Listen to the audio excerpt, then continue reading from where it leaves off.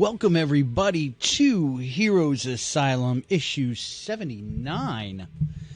Welcome everybody. This is a special one for one reason. It's a Saturday, and the other reason is that we are getting ready to brace for a little storm. So we thought we'd go live this Saturday instead of Sunday. So just throw a howdy out there to everybody. Hope everybody's doing safe, especially down there in South Florida. We're getting ready to get hit later tonight, but we do have Kane here. Kane, how you doing?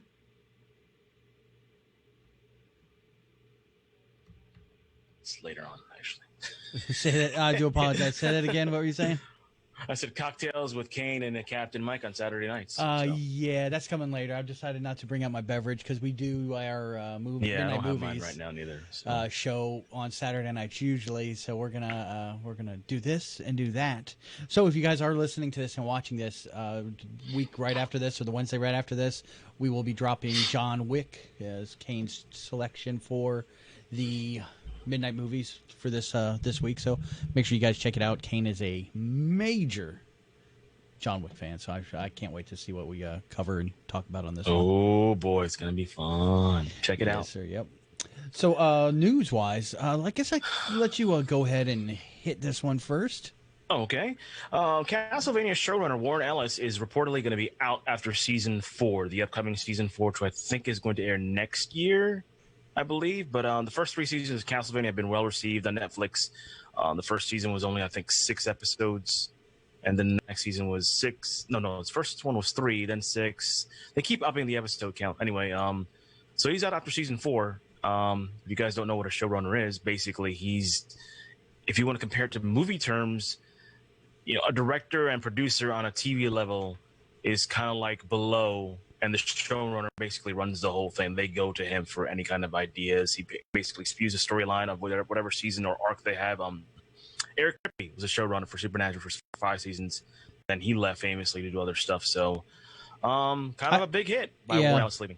I'd equate showrunner to like Kevin Feige is to Marvel. Yeah. He lays out the map of, hey, this is what we're going to do, and then he gives it to the writers to say, you guys, we need to get here by this date and do it. Yeah, so that's kind of more what a showrunner is for you Marvel fans.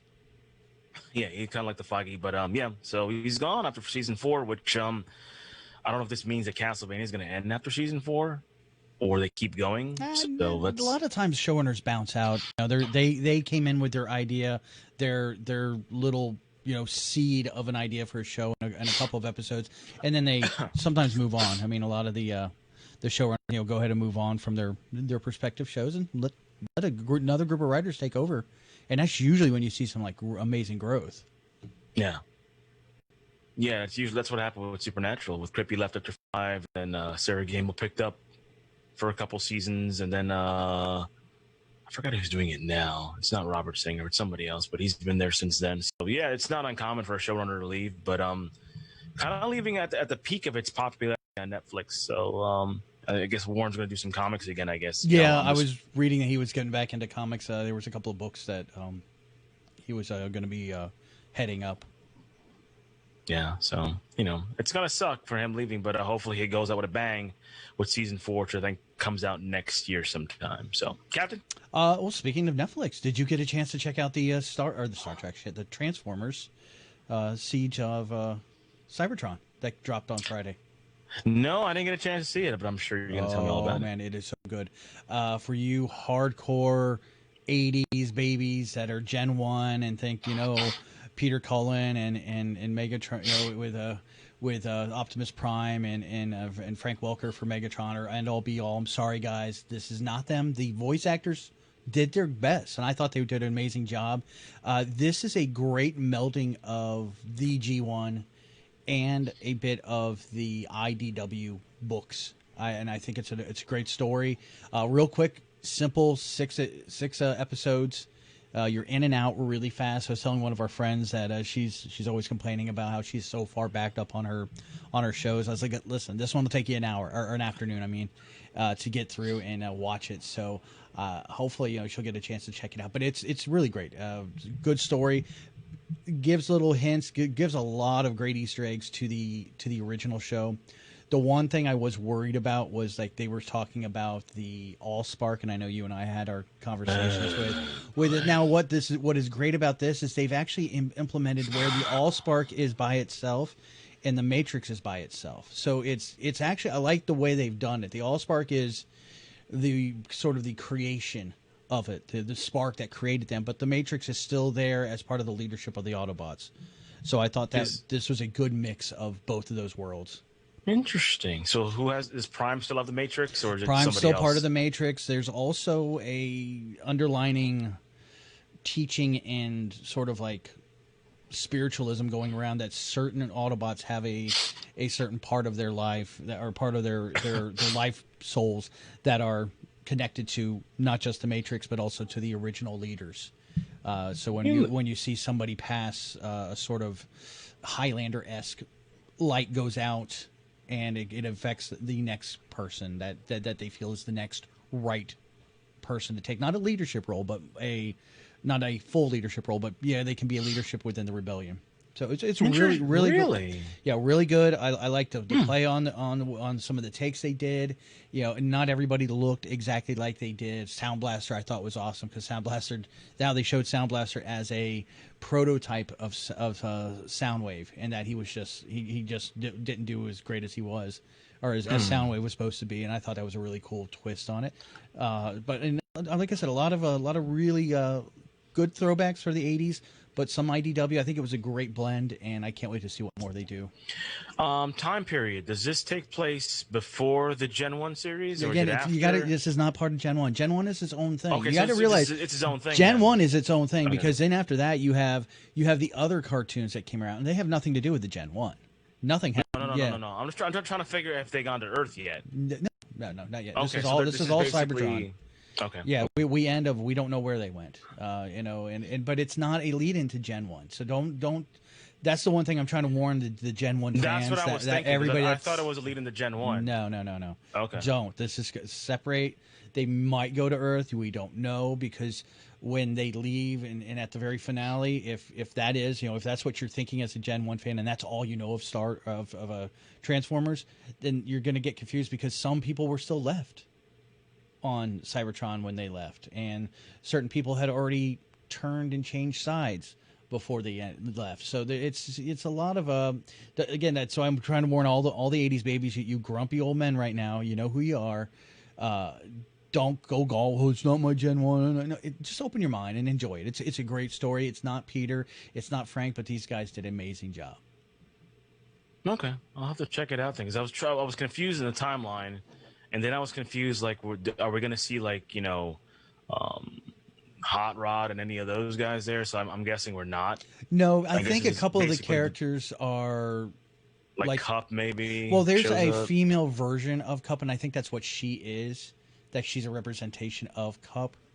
Okay. But you're seeing a mix of, again, this, you got to take your mindset out of the Gen 1. You're not in Gen 1. So Cup, Hot Rod, RC, they're not who they were, what you knew. This is a new story. It's a different mixture of characters on Cybertron. We meet Ultra Magnus and RC, but they're not what you think they are. As far as okay. This is a whole new story. Whole new story. That's why I keep trying to push that out there, guys.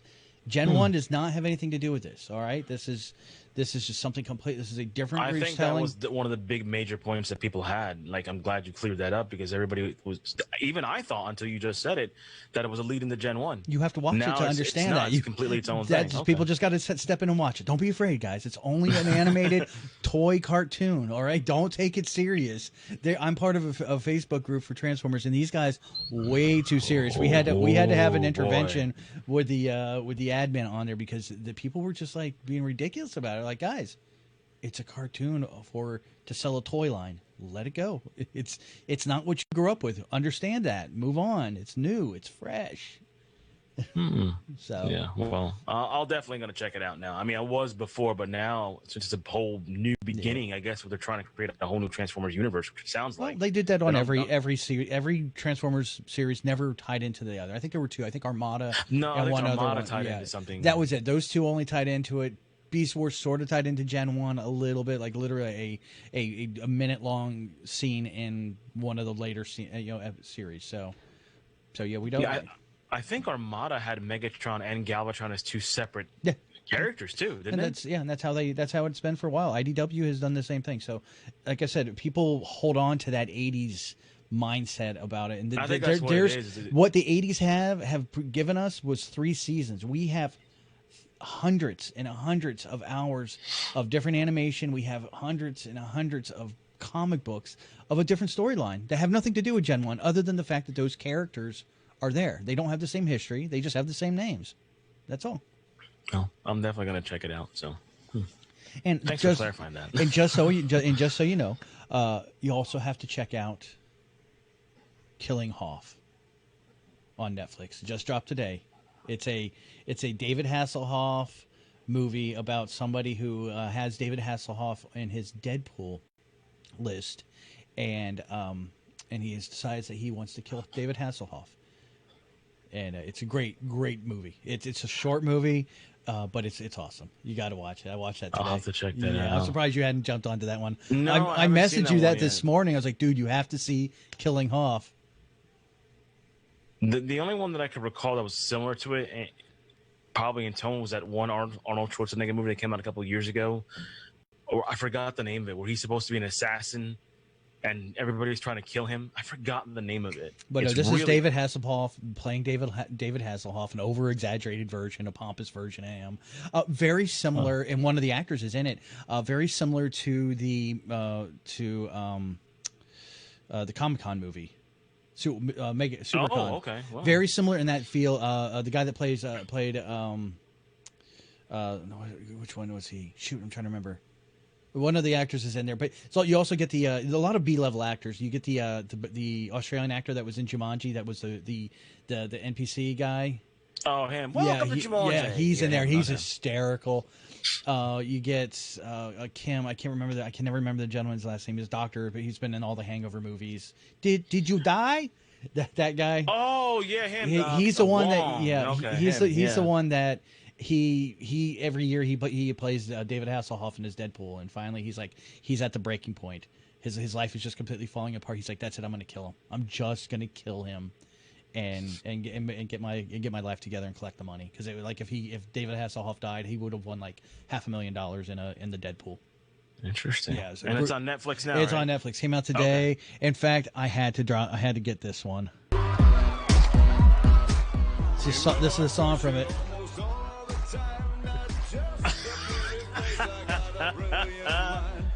Oh, that's great. Yeah. It's no True Survivor, but it's good. No. Oh, I don't know.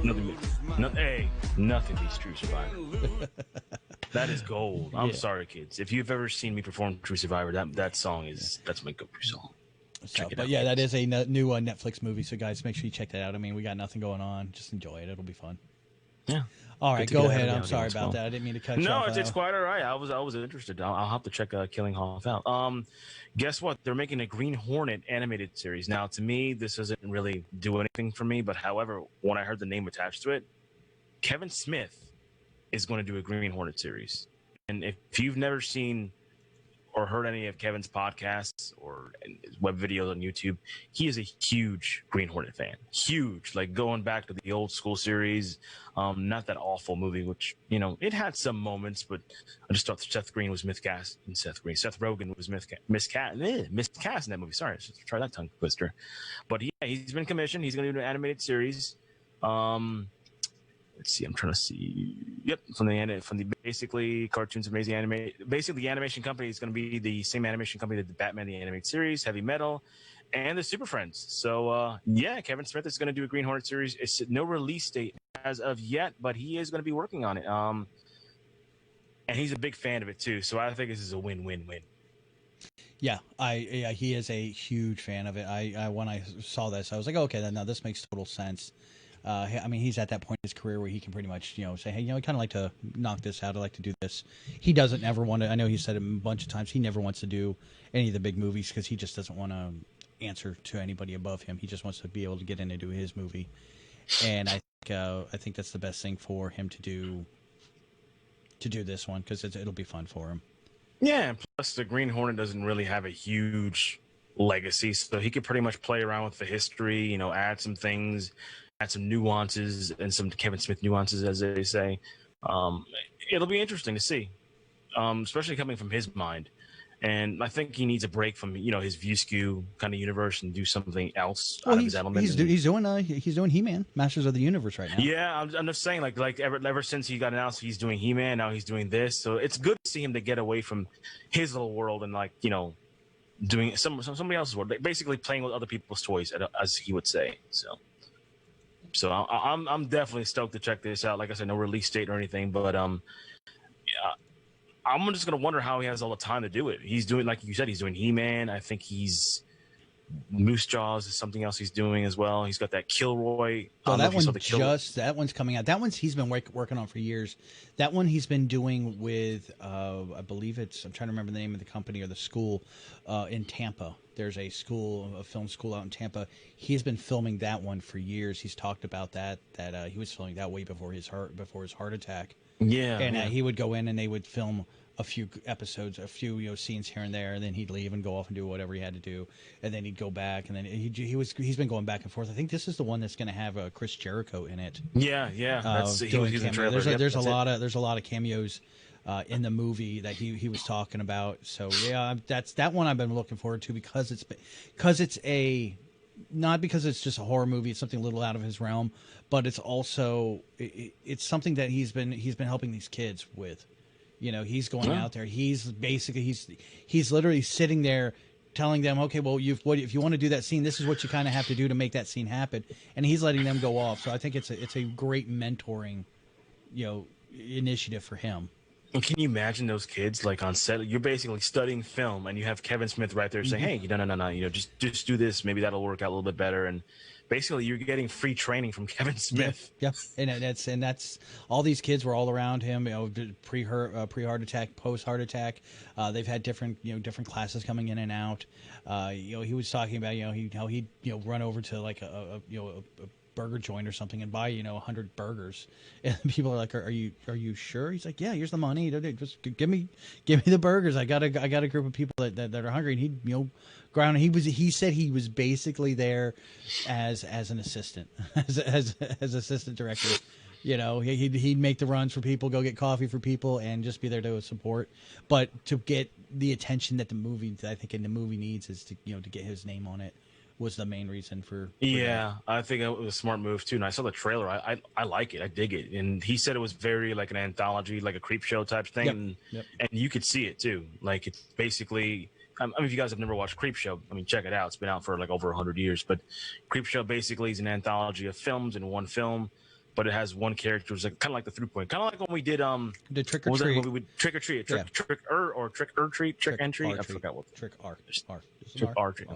I know there's two. There's another movie that we haven't done yet that I think we might do, the Gene Simmons movie. But that's a Trick or Treat. That one's Trick or Treat. Yeah, we should do that one. But so he's doing this, and I cannot wait. So, Captain, what do you got for us? Well, this one's been the elephant in the room this week, and it seems like this has become a trend. Old cast members coming out and complaining about directors. Yeah, this is a big thing going on, especially this one. Yeah, this one, Bryan Singer, according to this, says X-Men 2 cast reportedly threatened to quit over failed Hugh Jackman stunt. I guess he was doing something. He was bleeding on camera, and I guess he wasn't. He was saying that you just got to keep pushing through and getting it done. There's some actors and some directors that are that way. I mean, probably one of the more, I think I would consider a more famous one is the scene in Django with DiCaprio when he's sitting at the dining room table and he smashes his hand on the table and starts yelling, and you see him start bleeding. That was an accident. Yeah, it was all improv. He just kept rolling, and so did the director, and just capture. And you get those moments, you get those great. Look for them everywhere. You can find them on Lad TV or anywhere on Facebook or YouTube, where you're going to find these videos of the deleted scenes that they kept because they just captured something great because somebody messed up, but it just kept going. And so I don't know if that was the case here or if this is more something deeper and darker. We haven't heard anything more about any other cast, or any other movies of him being this way.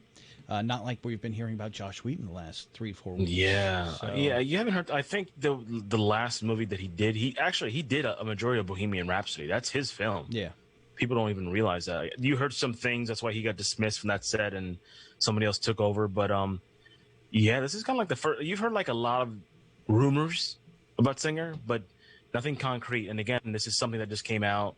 I'm not going to take it factually yet until like Patrick Stewart or Ian McKellen says, yes, I was treated badly by Bryan Singer. He came into my dressing room. He saw me naked or something like that. I don't know if that's going to happen, but until there's more meat, it's basically another Josh Whedon thing. Somebody else bitching about something. So we'll see. Yeah, exactly. Yep. And but yeah, that's just another one coming up. So hopefully we'll get to hear an end to this. Hopefully this isn't becoming a trend. I know we've ran into the whole thing with what's his face, the head of Miramax. Oh, Harvey Weinstein. Yeah, Weinstein. Yeah. So hopefully this isn't something that's going to be coming out and continuing. I hope not. I really hope not. I mean, some things, you just, if you get in an argument with somebody and it's bad, just best to leave it behind closed doors and let it get really out of control. But or you can turn into a Christian Bale scene. It's all up to you. It's up to you.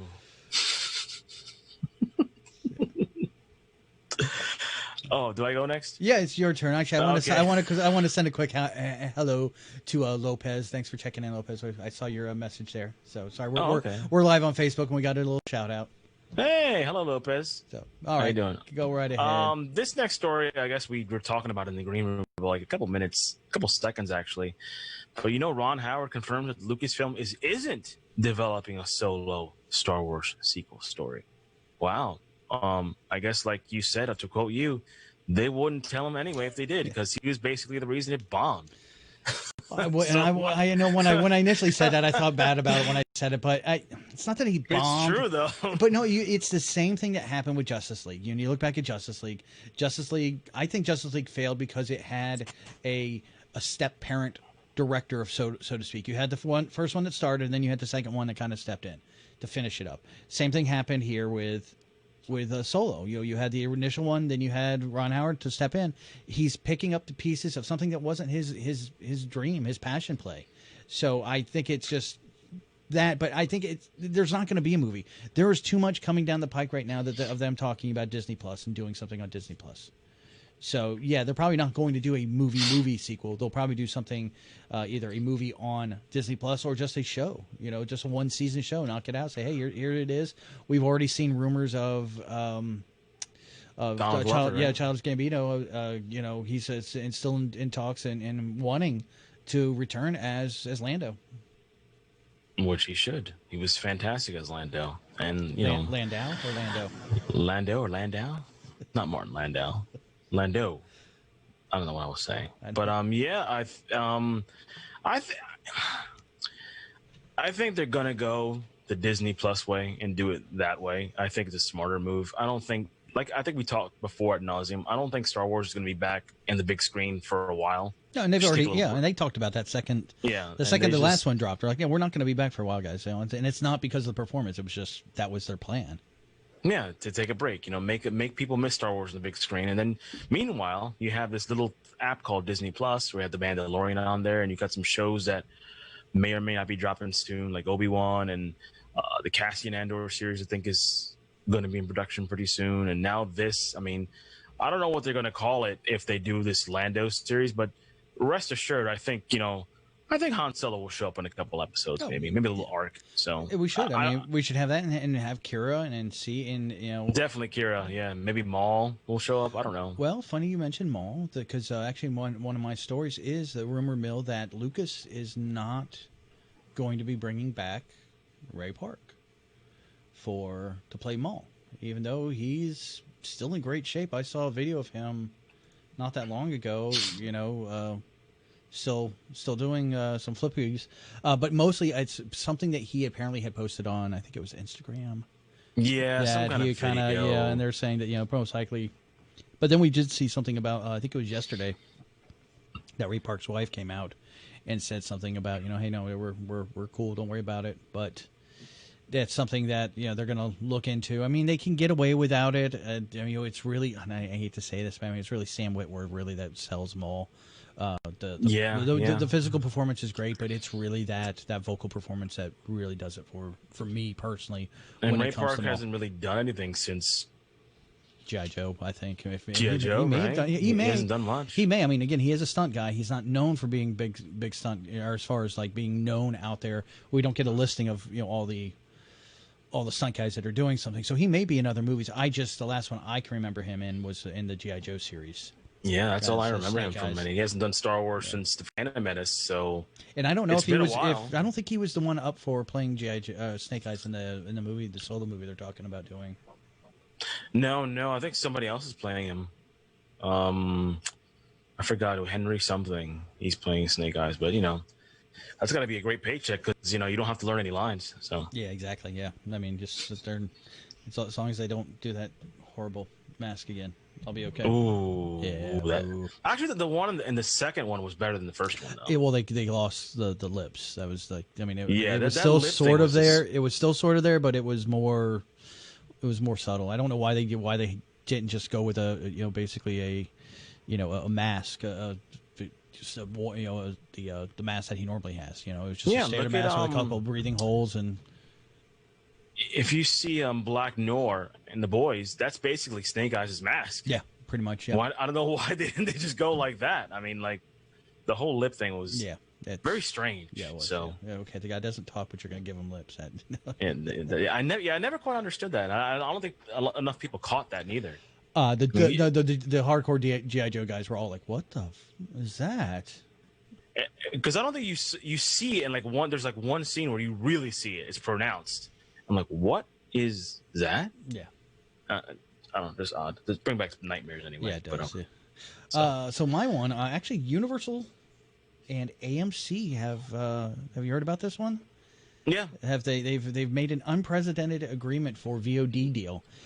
Basically, they're going to shorten the time that a movie is out into the theaters and get it to video on demand a lot quicker, which I thought was very interesting. Especially like what you said a while back. That's basically the same thing you were saying, and kind of like a different way. But right. Well, I mean, in the world that we're in now, I mean, I know you hate the term, but the new normal is we're not. Well, guess what? It's the new normal. It's I know. You can hate the name. It's not your fault. It's not you. It's just I cannot stand that new normal. It just bugs me. Come up with a better name, and then we'll start using that. But basically, I mean, yeah, because you're gonna have You're not gonna have the expanded time out in the theaters like you were before. You're not going to have that 3 weeks to a month of a movie sitting out there having people go in, because you're just going to have a lower number of people automatically going in. That's just a given. Everything, even though it's going to get cleared out, and you're still going to have some people that just don't want to take the chance. You've got the worry warts, and that's fine with them. Let them be the warriors and do what they're doing. But I think this will be cool. And then do a. What they're looking at is under the new agreement, AMC will get a chunk of the VOD sales, which are now required to be premium rentals that hover around the $20 range for 24-hour span. That's the one I'm like, oh man, $20. Dude, I can go between 10 to 15 for a premiere. Yeah, for a rental, it's even 16, but 20. Yeah. I mean, you could buy the movie when it comes out. Exactly. That's like, okay, I'll wait my 3 months, because really, when you look at how quickly DVDs are coming out and how quickly they're coming out into the streaming services to buy, like through Vudu or Amazon, you're talking 3-4 months. I'll wait. I'm not if it's. Again, maybe if it's a Marvel movie, a DC movie, yeah, okay, I'm going to go and do that. But I'm not I'm not the ones they're gearing towards, because I'm going to be one of those ones that's going to go to the theater. I'm going to go. I'll wear my mask. I'll sit, in my little corner, but anything else, yeah, that's a kind of a steep one. Yeah, 20 is just a little bit pricey. I mean, the idea is good. But just lower the price down. Come on, $16. We got to eat, guys. Come on, 20. That's just. I know they want to make their money back, but come on, guys. Come on.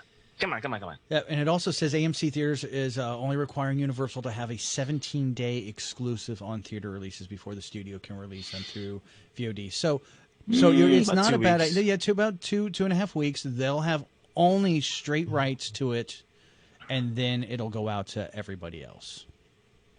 It's just a matter of time. I think you'll might even see. They probably are working on it now. An app or a streaming service for AMC. You know, AMC is one of the biggest ones. I mean, you do have AMC, you have Regal right behind it, but that's not a bad idea to start doing that. So then you guys are getting their money's worth. I don't know if they're good. Most people aren't going to have. Most of those other ones aren't going to have the money like AMC is, but No, but I think it'd be a good idea though, especially right now. I mean, what else are you gonna do? I mean, they did this ticket program. I think our friend is involved in it. I think you know what I'm talking about. They launched this program. I think it's been out for a couple of years, and it was a newer program, like something like monthly tickets. Something. Yeah, our friend. You know what I'm talking about? Yeah, one of our not my usual movie going buddy, but another one of our acquaintances, DJ, one of our DJ friends. Him and his wife are doing that. And he just, when we were talking about it, he says it just wasn't worth it for the money that they were getting back in the movies that were offered. It just wasn't worth the time for it. Yeah, I know that they poured a lot of money into it, and then when the whole COVID thing hit, they lost a lot of money. So now they're trying to recuperate. Well, some of those they were funds. losing money last year for it. The ticket feature I think it was with AMC. They were already losing a lot of money because I remember reading last year before this all broke that they were keeping it around because people had like paid in advance, but they just weren't getting what they wanted out of it. Mm-hmm. No. Let's see what they're going to do. Hopefully, I mean, I'm just glad that Universal's back in the AMC fold again. I mean, they're like, they're at war for a while. So it's just nice that they kissed and made up. That's very nice. Yep. Money will do that for you. So what do you got next? Well, I think we talked about this a while ago. They were talking about doing a Dredd series. It was going to be Mega City 1. And rumors were that Carl Urban's going to reprise his role as Dredd.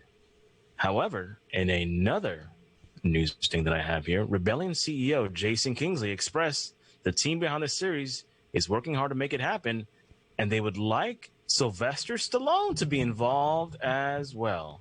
I want there to be a sequel to Dredd along with Judge Dredd from Sylvester Stallone. I mean, I can see that. Dredd's always been a bit of a clone-ish in his style, and there are other judges out there. I was just thinking if you're gonna like Carl has to be Dredd. Oh yeah, but if you want to bring Sly back, make him Judge Death. Yeah. They haven't judged Death yet, right?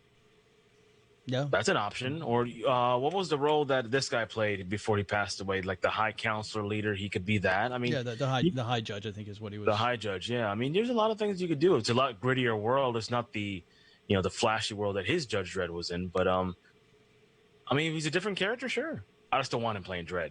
Carl Urban is Dredd to me. Sorry. I mean, well, now, just so you know, this is still Mega City 1 they're working on, by the way. It's still going to be called Mega City. Yeah, it's still going to be Mega City 1.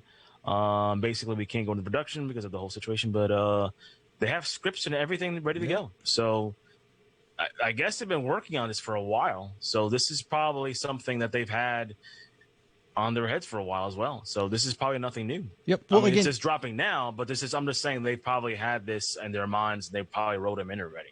So. Well, no, they haven't even they're still in talks with him. They're like, they want him. There's no, I'm looking at the article right now, and they're saying that it's, they're basically Carl saying has expressed his desire to return to the role in the past, but it's hard to say if Stallone would be interested as a return. So they're not even, it's not even like definite with Stallone. They're just would like him to do it. That'd be nice if they did, but as long as he doesn't play Dredd, then I'm fine. I don't want two Dredds out there. Just saying. Why? The whole clone thing worked last time. I mean, I don't see why that one. Ooh, too soon? Was that too soon for you? Too soon, man. Too soon. Too soon. Well, I was talking about tonight after we get done doing this, our live show here. We're going to be doing our midnight movie show. And make sure you guys do check out our Midnight Movie podcast. If you guys to go to our website, heroesasylum.com, page 1, very top thing, is the Midnight Movies link and all of our shows on there, as well as the rest of these shows. But we're doing John Wick tonight, and this news story kind of falls in line. Splinter Cell TV series from John Wick writer is coming to Netflix. It's official. The Splinter Cell is coming to Netflix. The beloved action game franchise is being given a TV adaptation at Netflix, so thanks to writer Derek Kolstad.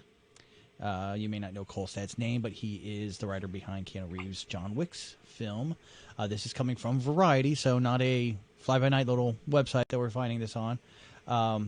Fortunately for fans, the Splinter Cell series won't be a one-and-done kind of thing. Netflix has reportedly already given the series 2 seasons, 16-episode commitments. Splinter Cell will be stylized as an adult animation, though no other details about the show have been revealed. So something to look forward to if you guys are a Tom Clancy fan or the games and everything. I was a big fan of the original. I think really good. I'm trying to remember where I broke off of that. I think Splinter Cell was like because it was originally, wasn't it like, I'm trying to remember the video game series, and then Splinter Cell was part of this one series. I thought it was part of Metal Gear, but it's not. Yeah, it's not Metal Gear. It's another one. It was another one. Yeah, so I'm just drawing a complete blank right now, and I can actually see the cover of it too. Yeah, you'll probably get it in a couple minutes. It's just tip of your tongue. But I played the games. I think there was 2 or 3 games they had for the PlayStation, and games. They're talking Splinter Cell 2002 went on to spawn 6 sequels. And 6 sequels and 7 novels to go along with it. So that's excuse me. Wow, 6. I only played 3 of them. I didn't know they made 3 more after that. You're probably looking. I think there was also like one for like the PSP. You're gonna have there's a couple of sub games out there, if I remember correctly. Yeah, I mean, I like the whole world that Splinter Cell has to offer him, a very Clancy-esque, more like intrigue, and I just remember the game. You get to sneak up on people, and with the little visors and all that, and you get to snipe and stuff. So it'll be cool. I know Tom Hardy was attached to do it for a long time, but I guess they're gonna go the route of the streaming service series, which is not a bad move nowadays. So I'm definitely gonna check that out. Yeah. So speaking of streaming series, the Lord of the Rings series that's going to come to Hulu, according to this new report, the classic Tolkien characters Sauron, Gadriel, and Elrond will appear in the Lord of the Rings TV show. The show will be based on Tolkien's wilder mythology of Middle-earth and not a direct adaptation of the events depicted in the novels and the films by Peter Jackson. The plot is going to focus instead on the events of the Second Age of Middle-earth, which I'm stoked. I guess you're sort of like, my favorite word, tangentially connecting the movies. But according to this, they said they're not going to have any. They're not going to be held to it, so they're going to be able to do their own thing. Well, you got to realize Tolkien's got a lot of books, and not just Tolkien, but his son have a lot of books. You have the Silmarillion. You have I'm trying to remember all of them. There's a couple. You have Tales of Isildur. You have you have. I want to say there's got to be at least 6 books out there. So I bet you. They're not tying into the Hobbit, and they're not tying into Lord of the Rings, the trilogy. I bet you they're tying into some of the lores that you have set up in the other books. That to me that doesn't seem like a stretch.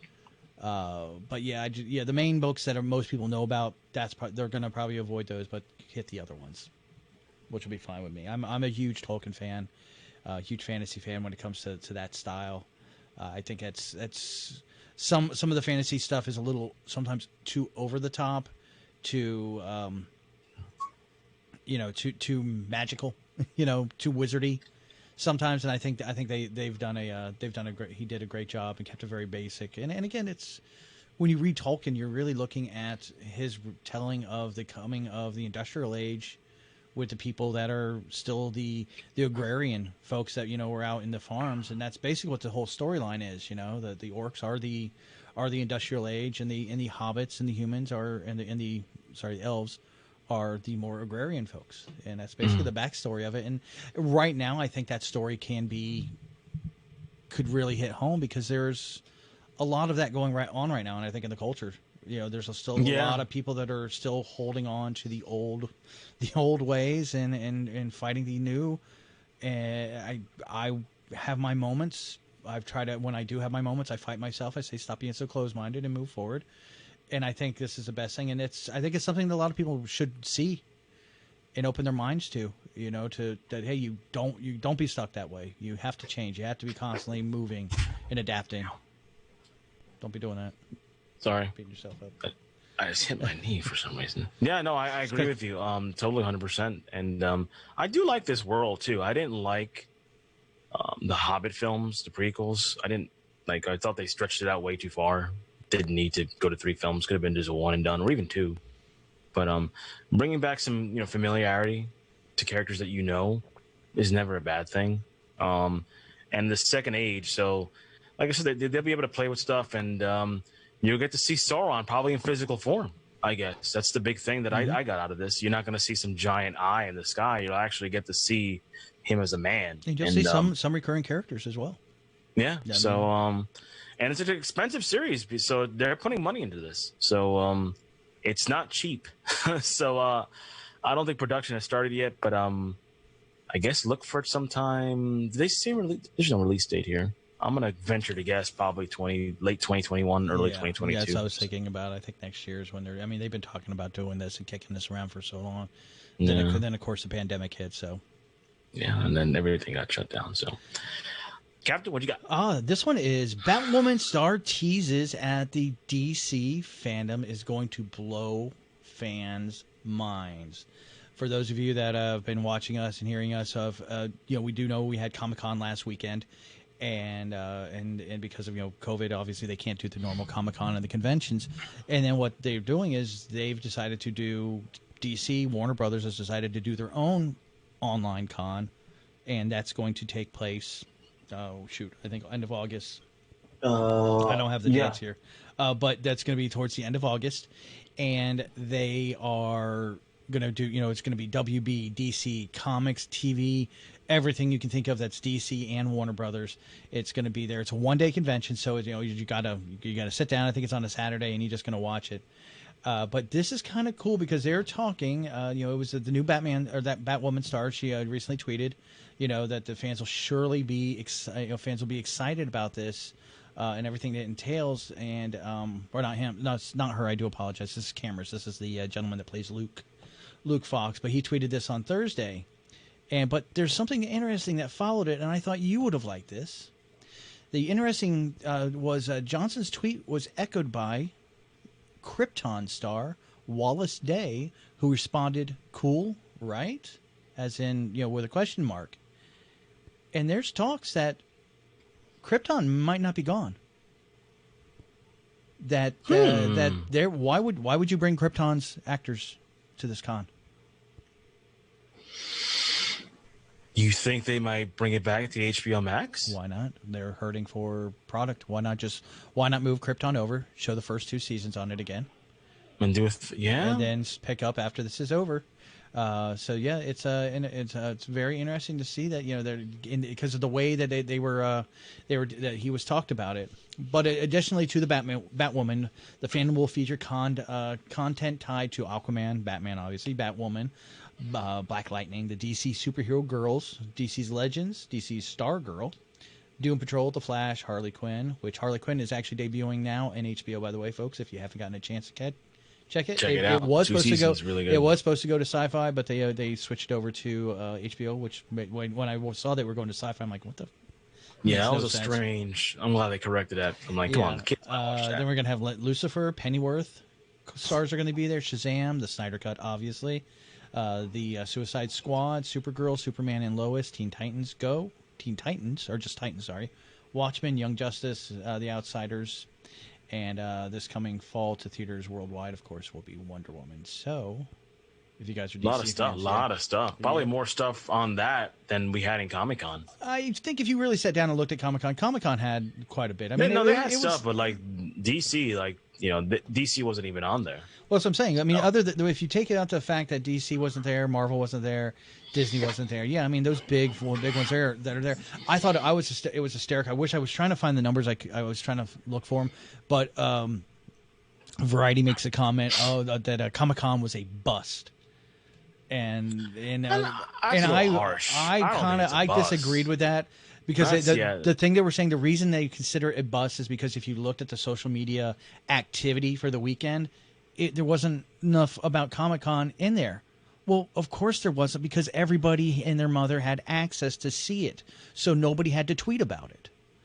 Beforehand, it's, oh my God, there's only 800 people in this room, and they're the only ones seeing this. Guess what? Tweets are going out, Facebook posts, Instagram, everybody's talking about it. Those 800 people are now, sending it out to the rest of the world. Now everybody could see it. So, of course, you're not going to get, it's not going to have the major tweets. The numbers I did read about it was saying that they did have almost double or triple the audience that they normally would have had. And that's, so to me, it's not a bust. You had more eyes on the panels than before. And actually, this week, I took my time this week and I just rewatched a whole bunch of different panels that I missed. That I didn't even see them on the list that you and I were going through. There were a couple. There was a couple different ones that showed up. Yeah, I haven't rewatched the whole things, but there's some panels that popped up on YouTube that I started watching. I'm like, well, this isn't bad. Like to say it was a bust. That's and that's they're saying harsh. It's a bust from the social media point of view, and the only thing I can equate to is nobody was there, so nobody's sharing anything. We all saw it, so that kind of scratched my head on when I saw that one. So yeah, that's a little I mean, bust. Come on. Yeah, they had some good stuff on there. Come on, that's even I didn't think it was great, but they had some good stuff on there. It's bust is just way too harsh. I'm sorry about that. All right, so what do you have next? So we got the trailer this week for the DC animated movie Death in the Family, and if you read the original Death in the Family, which I did. Back of the comic book, they gave you the option after ending the spoilers. There's an explosion. Does Robin live? Does Robin die? And they gave you a little 1-800 number. Do you want Robin to live or do you want Robin to die? This trailer comes out and basically is trying to echo, I guess, the same thing, being a more interactive story. Which three different possible endings. You're going to get one ending with the Red Robin, another one with Hush, and another one with the Under the Red Hood movie. I had to see this trailer a couple times. The animation is cool and everything like that, but the whole interactive thing, I'm just not digging it. Why? I don't like it. Well, yeah, you get to see whatever movie you want to see. I don't see what you're. I know. I just like I was. You were literally the, getting 3 movies in one. Yeah, but one I already saw. Okay, so then see the other 2. I don't know. I just the whole thing, like the woulda, coulda, shoulda. Like if he survived, he became this. If he's dead, he became that. Like I don't know. It just I was hoping for, I guess, expectations. I was hoping for a straight adaptation of Death in the Family, and then maybe the movie ends the way. Why even put yourself up for failure off the bat? I know. Why do you even think? That's what I thought, and I thought that's what I was getting, because I was like, oh, okay, so you're going to end that, and then I could basically watch Under the Red Hood right afterwards. Kind of like when I watched Rogue One, I came home and watched New Hope right away. And you can do that. I know. It's just I don't like the whole interactive ending thing. It just irks me. It's just a me thing. If you guys love it, that's great. But for me. Remember, folks, I talked about the people that don't want to change, are afraid of change. We're looking right at them. No, it's not. Yeah, it is. Well, you're getting your movie. You are getting your movie, but then you're also getting the chance. Okay, this is the perfect scenario of everything that you and I do. The basis of this show of what ifs. This movie is a what if in a nutshell. Man, wouldn't that be cool? Instead, it went this way. That's what you're getting, and you're going to see it. It's not us sitting there talking about it, trying to imagine it in our head. We're actually getting it. And I love the fact that this animation matches up with Red Hood. Yeah, like that's ties the one thing in I said. direct. Yes. I was like, holy cow, this is awesome. This is a prequel. We don't have to guess. Obviously, it's not part of the DC overall animated universe because that's reset, with the new Superman movie. But this is a continuation of that, and I think it's great. And it looks like basically all they did is they just put over the Red Hood over the Red Robin over the Red Hood and costume and kind of followed that. So yeah, and you got the same voice actors coming back. You got Jason Romero coming. Not Jason Romero. I'm sorry, Bruce Greenwood, John DiMaggio. Yeah, they're all coming back, and Vincent Martellella or he's going to be the voice of the young Jason Todd. So he's coming back. So everybody else is coming back. You're exactly like I said. I love the animation. It's basically the same. The voice cast is the same. It's going to take me a while to warm up to the whole interactive thing. Then just watch one. That's all you got to do. Just watch one. Okay. Should I watch one, do a watch along to that, then report back? Yeah, I think I'll just probably do that. Hey, I like this. No, I don't. Now, this is also not just part of a standalone by itself, by the way. This is also going to include a collection part of the DC showcase. Because this is not a standalone movie. This is a DC showcase. If you're familiar with the DC showcases, you had Sergeant Rock, Adam Strange, Death, which Death is probably one of my favorite ones. I haven't seen the Death one. I posted it on Facebook a couple times. Watch it, dude. Really good. The Green Arrow one was really good too. Maybe we'll watch it later tonight. Maybe yeah. I'll have to check that one out. They did one with you told me about it. He's like the magician guy. The Phantom Stranger. Oh, the Phantom Stranger. Yeah, which I was just getting ready to get to next. Yeah, these all came out in 2019. Sergeant Rock, Adam Strange, Death, and Phantom Stranger, and then this one. And these will all be kind of tied into this DVD. The way this is worded. Really? Yeah. Ooh, okay.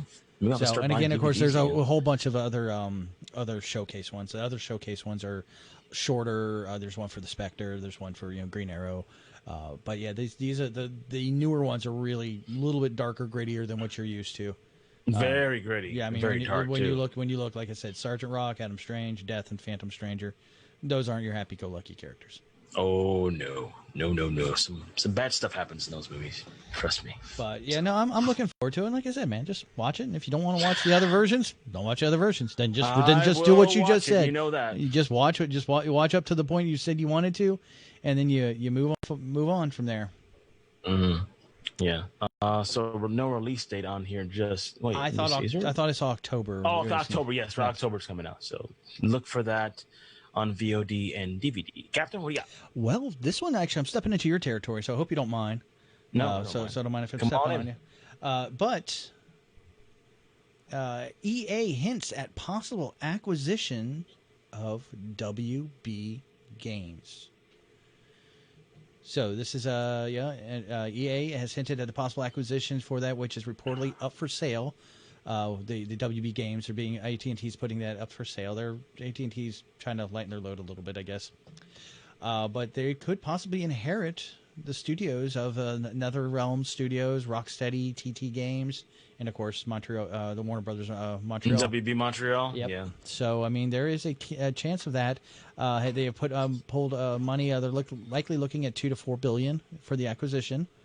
But this would be an interesting acquisition for them because then they would hold the rights to a lot of characters. Tons. And tons I mean, of characters. if you could think of any of the like the Mortal Kombat games, or I mean, just to include those characters in there. I mean, they'll still have to get the rights to the characters, but they have the ability to make them. And I think it might be good for WB because, like you've even mentioned it, WB Games hasn't been all that great lately. So they've had ideas which are promising, but nothing yet has come to fruition. That's the only issue I've had. Like they'll release like, hey, they're gonna make this game. Like they've been talking about making a Superman game forever, and they just don't do it. And then Superman's a tough game to do. I read something so stupid. I'm like, oh, he's a hard character to make for a game. Like, how is he hard? Do you remember the Superman Returns game? Oh man. Okay, thank you. And do I need to say anything more? Actually, one of my coworkers worked on that game, and he talked about how painful the making, being part of the game, making process was, and how upset they were. Yeah, it's so again, you say it's an easy game to make, but when with the products we've seen for Superman as a game, not that great. I mean, really not that great. You can do it nowadays. But look at the history we've got. Well, all we've had are side-scrolling games. Probably the best side-scrolling game I think they've ever had was The Death of Superman. Other than that, the rest have just been kind of, and again, it's one of those things. If you keep trying to make it, and you're not making it good, eventually you got to say stop. All right, and it's the same rules I have for it with a certain Marvel property. It hasn't been hitting. May not be something we should put into this genre. Maybe it shouldn't be a game. Maybe it shouldn't be a movie. we've tried it enough times. Maybe this isn't supposed to happen. Yeah, and it actually coincides that they announced this week, to jump on that same news story, that they're going to do another Injustice game.